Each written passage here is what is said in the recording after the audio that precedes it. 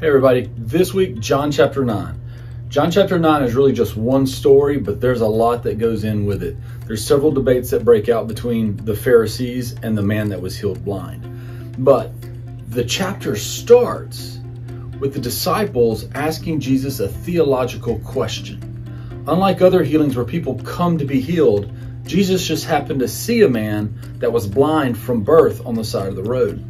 And the disciples asked a question, a theological question. Jesus, Rabbi, who sinned, this man or his parents, that he was born blind? Now, a little context is that if you were infirm, that typically the theology of the day is that you did something wrong or someone did something wrong, they sinned, and that was the consequence of sin.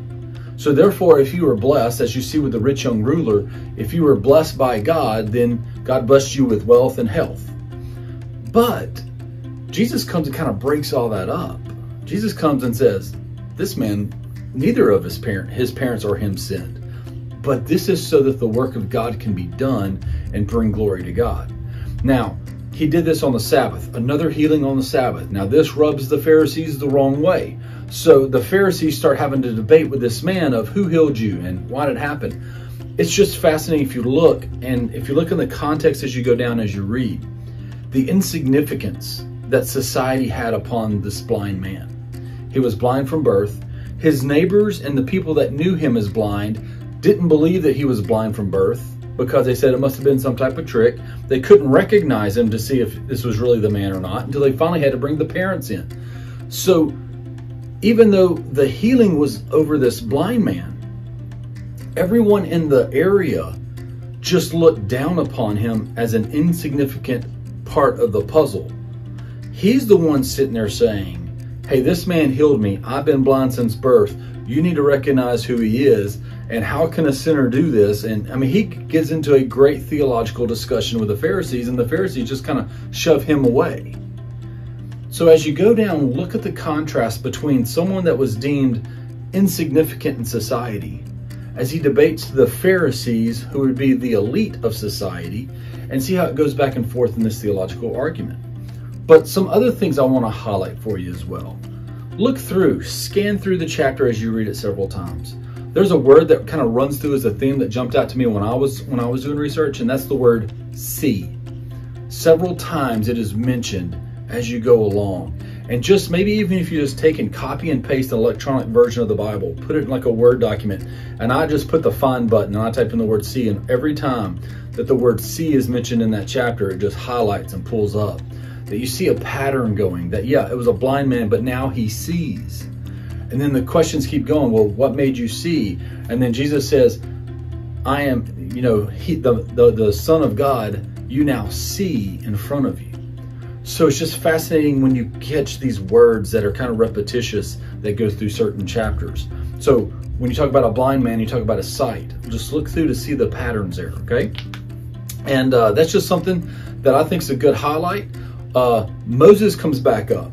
So if you remember the conversation from last chapter of we're the sons of Moses, or the offspring of Moses, they're going to keep bringing that up this week as well. So just keep looking at those themes that keep going along.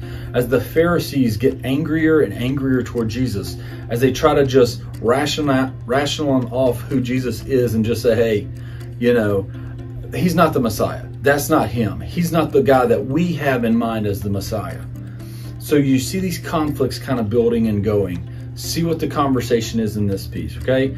This is a fascinating story. I really enjoyed reading it. I hope you do as well. God bless. Look forward to seeing you on Sunday.